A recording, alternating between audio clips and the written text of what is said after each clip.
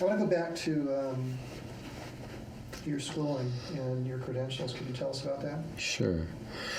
The normal elementary school, three high schools, I think. I graduated from San Marino High, just outside of Pasadena. Of course, a lot of free time when you're a high school kid, so hung around Caltech and went over to JPL lots of times and got involved with people who eventually worked for Hughes Satellite. One of my best friends worked for Hughes Satellite for 18 years. So just dabbled in that kind of science as an amateur. Went in the Air Force in 1973. Became a precision measuring equipment laboratory specialist, or laboratory equipment specialist. Got my associates, finished there. Got out of the Air Force in '75. Went to first started out on college in Utah. Got married at a young age. Got myself in debt too fast. Had to sit out of school for 10 years and pay bills off. Went back to school and finished my chemistry degree, finished a degree in statistics, and then also a degree in PhD in physics. I think the PhD in physics hurt me more than helped me and allowed me to publish a little bit, but it made me virtually unemployable. So I started contracting as a professional engineer for manufacturing facilities, became very accomplished at that, spent the better part of 20 years doing that. From 1998 until now, that's what I've done for a profession.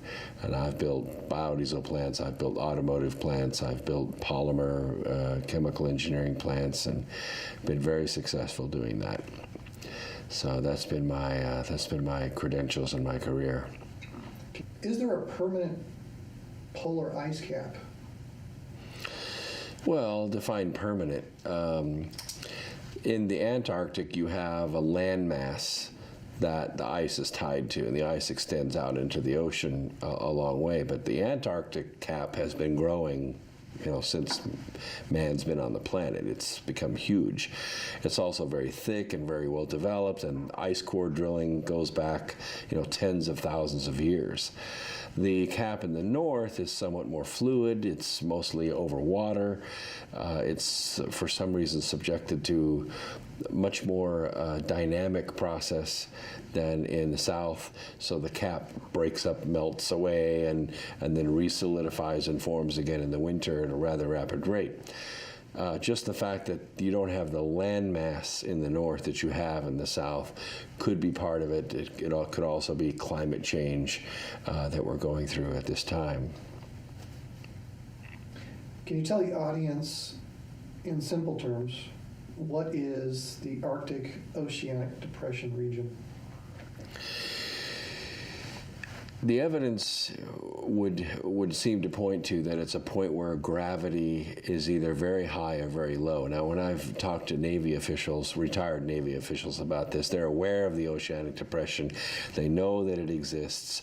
Their explanation in their handbooks has been that these are places where the gravity of the Earth in these specific spots is very high, and it draws the ocean down closer to the crust.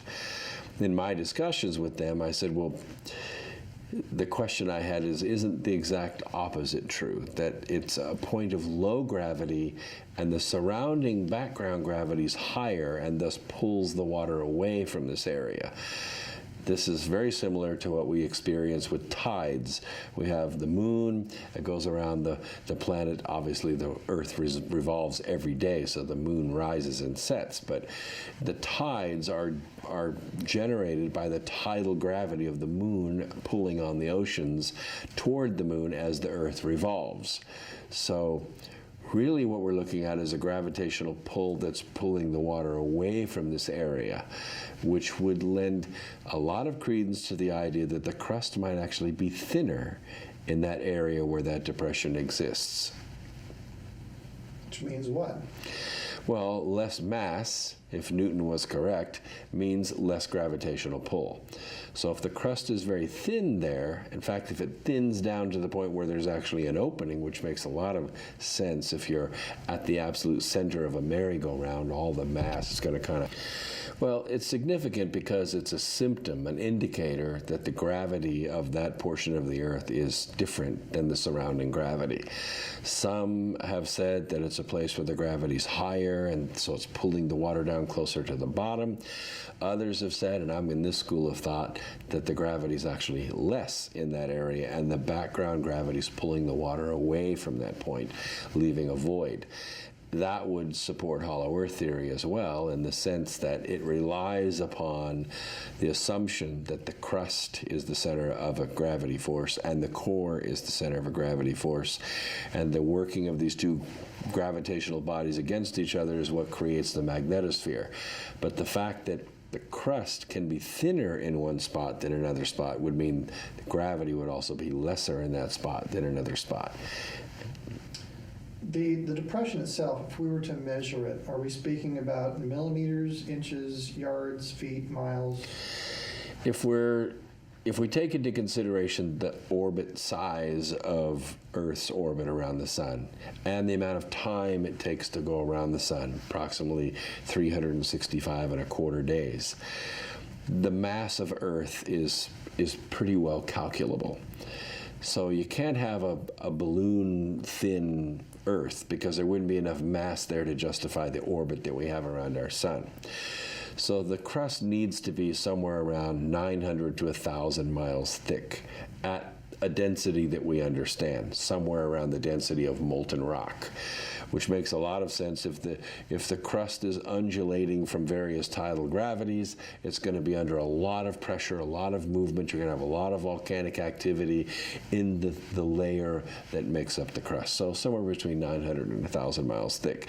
Then a void of several hundred miles, somewhere between 400 to 500 miles. And then a very dense core, something like a solid iron crystal, somewhere in the 12 to 14 grams per cubic centimeter, much more dense than the surface mass of the Earth. When you add these two together, you have the right amount of mass for our orbit, and you have one more piece of evidence that points to this kind of morphology, and that's a point of equilibrium we call the Lagrange points. This is a center point between two gravitational bodies. Obviously, if one's very heavy and one's very light, it's going to be closer to the heavy body, but it is calculable based upon those orbits and their calculated mass. That Lagrange point is about 1,200 kilometers off of the center of the Earth, which means it lends credence to the idea that the major source of center of gravity for Earth is actually in the crust, not in the core. We talked about the kinds of things that you wanted to bring back to help you prove, disprove the theory about hollow Earth. Maybe you have a laundry list of things that you're looking to bring back. 2 questions. What is your list, and what is on the list of the other scientists, and what are they hoping to bring back? Good question. My list will consist of water samples. Obviously, if there's 2 oceans exposed to 2 different ecologies, they're going to have completely different properties that are measurable. I want to gather those samples, prove that you have 2 different bodies of water, different freezing temperatures, different salinity, all kinds of things. It makes sense would be different between those 2 samples of water. Marine life, plankton differences, even fish or mammals that may be different in those 2 areas. Gravitational differences that are measurable, magnetic differences that are measurable. Also, less measurable but more esoteric differences. For instance, a difference in the mood or the effect on the human body, human consciousness, let's call it. And these are observations that we can make from a special location above the Arctic Circle. In space, of course, you can make those observations too, but definitely cannot afford to put a spacecraft up to make our own measurements. We'll be making all these measurements from the ground. Now, some of the plate tectonic experts are going to be looking for the morphology of the actual Arctic floor from sea level. It's been looked at from space, but that data is available only to them. So we're going to make core samples of the bottom to see if the seafloor is very old or very young. As I said earlier in the interview, the oldest seafloor that we've sampled on the Earth is about 70 million years old. If this seafloor turns out to be 200 or 300 million years old, it would definitely be anomalous compared to the rest of the seafloor on the planet. So these are pieces of hard evidence that we're looking for and that other team members are looking for.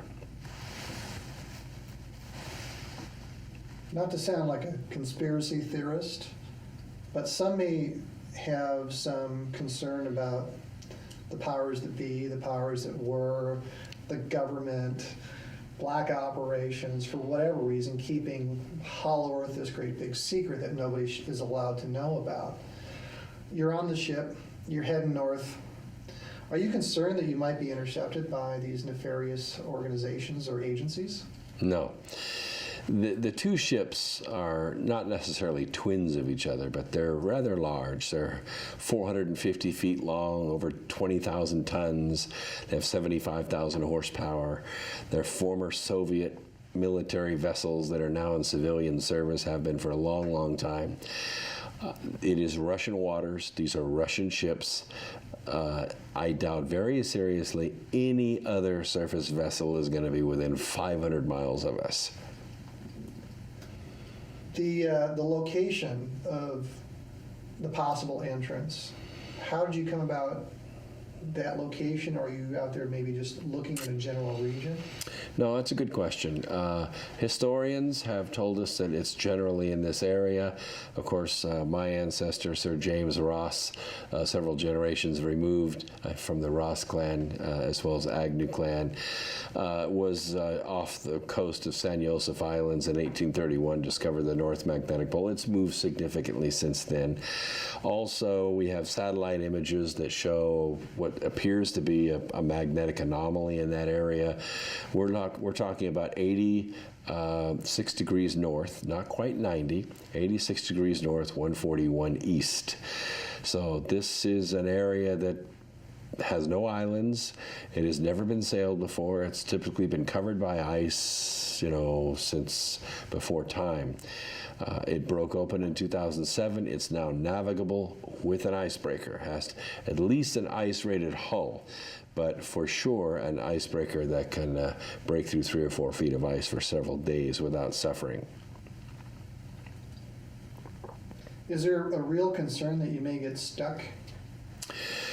Not really. We won't go in somewhere where we can't get out, if that's your question. Although the possibility of rescue is pretty slight if we get up there, and we have a early onset of winter, and the ocean begins freezing faster than we can get out of there. If that happens, we can last the entire winter on that ship without a problem. It has a 3.5-year fuel supply. Some say, Colonel Billy Woodard, for example, says that there are dinosaurs in Hollow Earth. I'm just curious. On your list of scientists, have you included a chaotician and maybe a paleontologist couple? There are staff scientists as part of the expedition team that charters the ship through which we're working with the shipping company, and they're pretty familiar with what should and should not be in this area as well. So we have experts that are looking for that and looking for things that are out of the ordinary that shouldn't be there. By the way, the question was kind of a nod to Jurassic Park. You missed that. Chaotician, no chaoticians on board? We have. I'm the only chaos theory person as a statistician, but I don't know what a chaotician is. It's okay.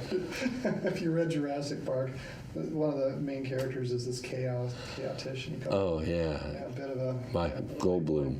Huh? Yeah, Goldblum, right, that character. So yeah, I've heard there's theories of like the woolly mammoths. We've discovered this flash frozen woolly mammoth with, vegetation in its mouth and it's still green.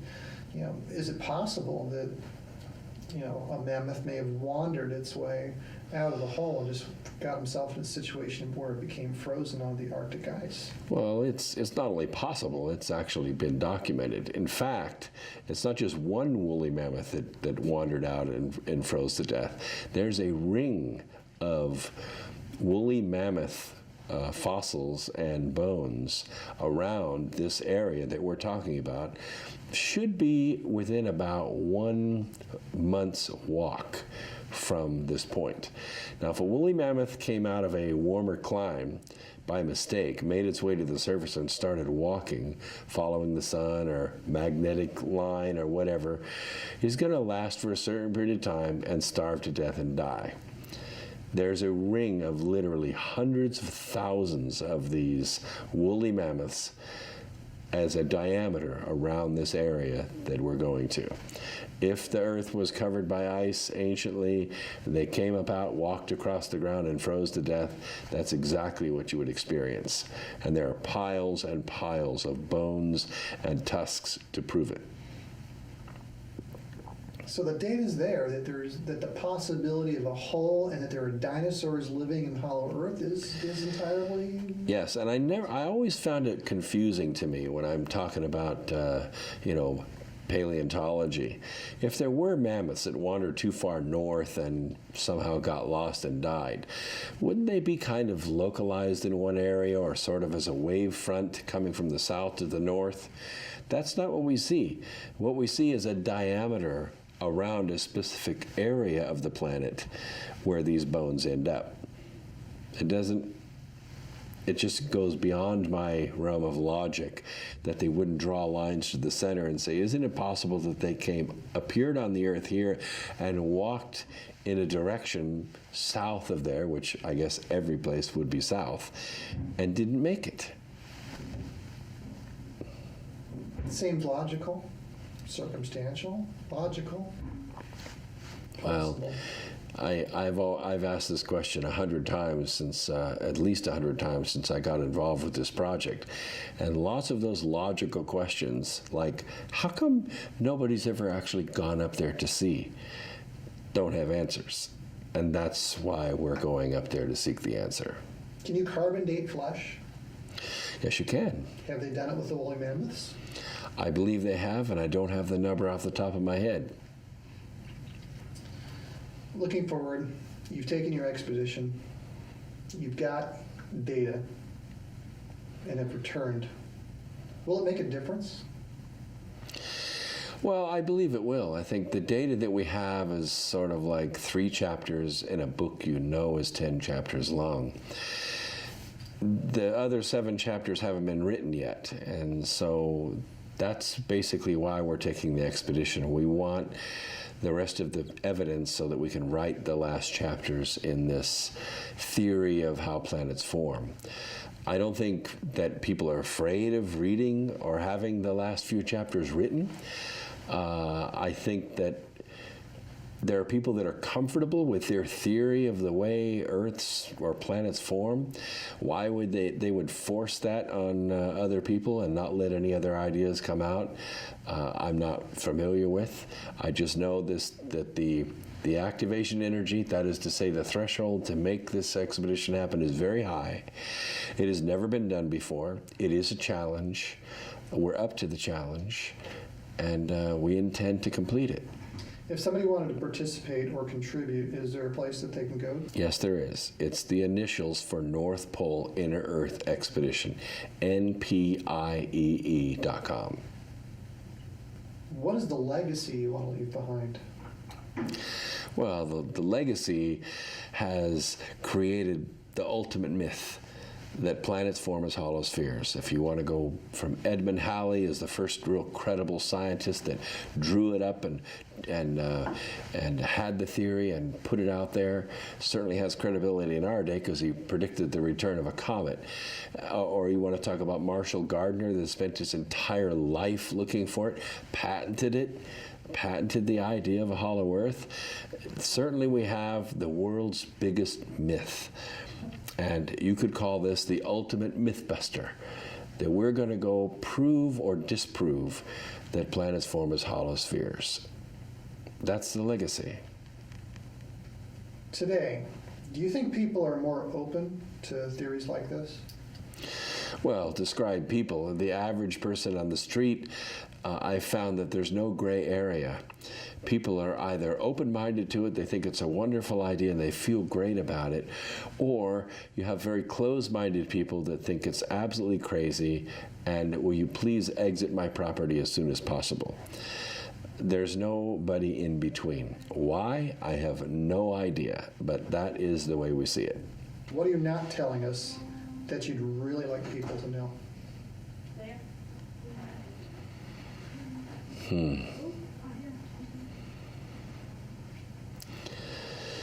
What am I not telling you that I would really like people to know? If I'm not telling it to you, it's because I fear retribution. No.